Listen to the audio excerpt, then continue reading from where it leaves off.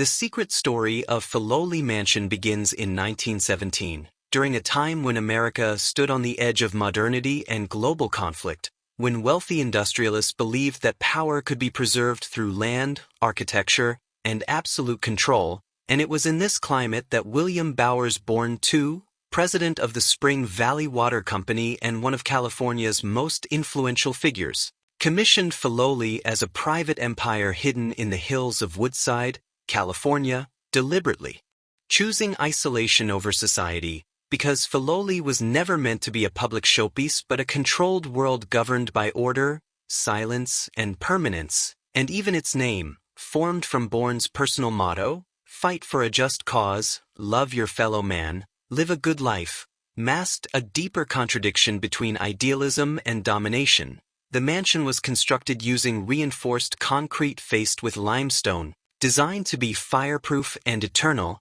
a direct response to the 1906 San Francisco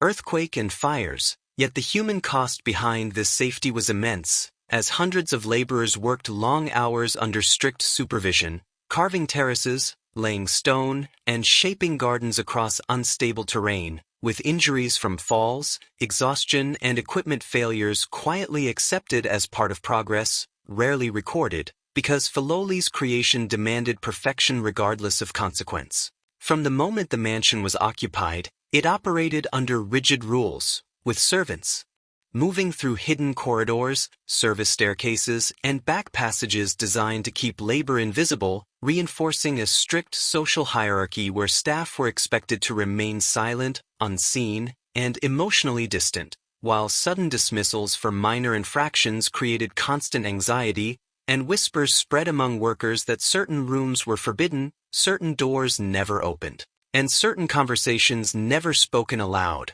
Filoli's gardens, celebrated today as symbols of peace and symmetry, were originally expressions of dominance over nature, laid out with geometric precision that required relentless maintenance, where gardeners labored year-round under pressure to maintain perfection, often working in extreme heat or cold, and accidents involving tools, stone steps, and water features occurred more often than publicly acknowledged, reinforcing the idea that beauty at Filoli came at a continuous human cost. Inside the mansion, Filoli was technologically advanced for its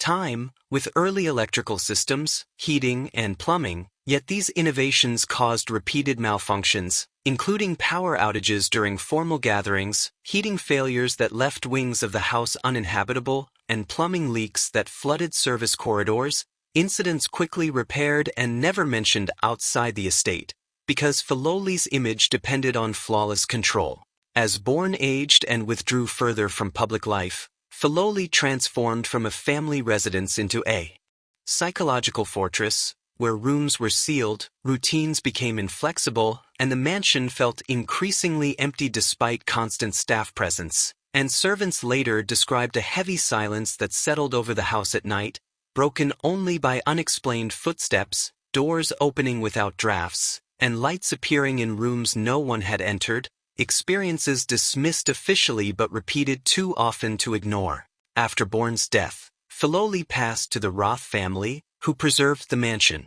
but maintained many of its original restrictions, continuing the culture of privacy and quiet authority, while the estate remained largely untouched by the outside world even as California modernized around it, creating a growing contrast between Filoli's frozen elegance and the rapidly changing society beyond its gates. During World War II, Filoli's strategic isolation and infrastructure drew quiet attention, and while no official military use was declared, increased security, restricted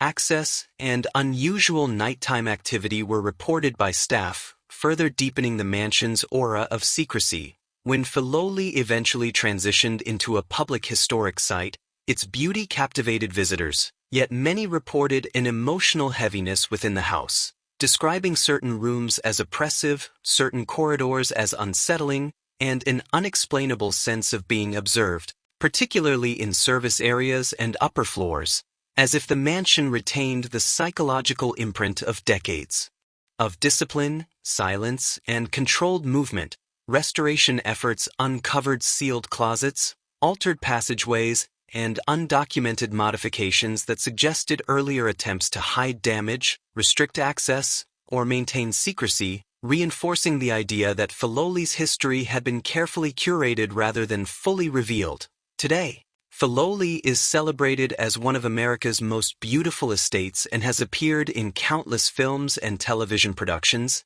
yet beneath its cinematic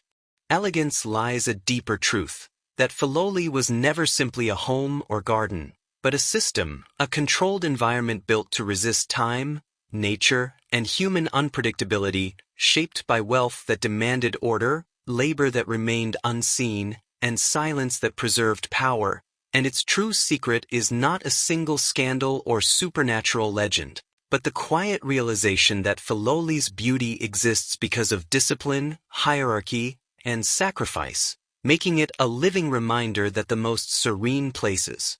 often carry the heaviest histories, and that beneath every perfectly trimmed hedge, symmetrical pathway, and sunlit room lies the invisible imprint of ambition, control, and the human cost of perfection. During Filoli's construction, hundreds of laborers worked on terraces, stone foundations, and garden features under strict supervision. Falls from scaffolding, injuries from heavy stone, and exhaustion were common, though most incidents were quietly undocumented.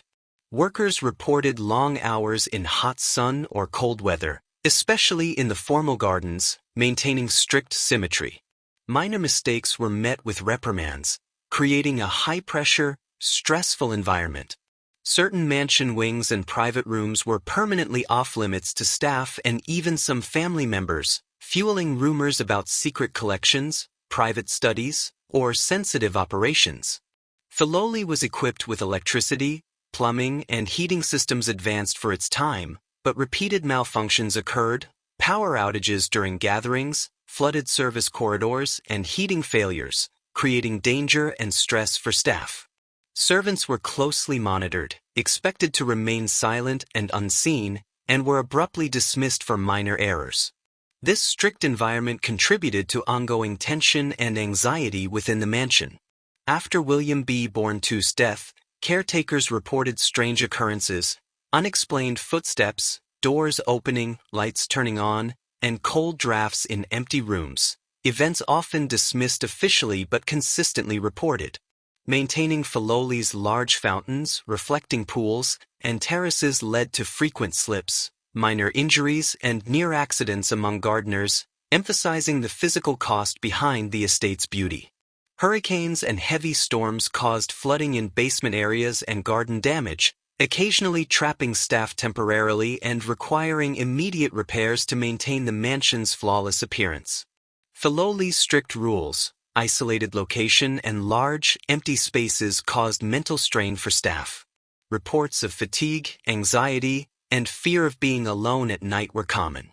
Much of Filoli's operational history was deliberately concealed by the family, including maintenance logs, financial documents, and internal incidents, making the estate's full history partially mysterious to this day.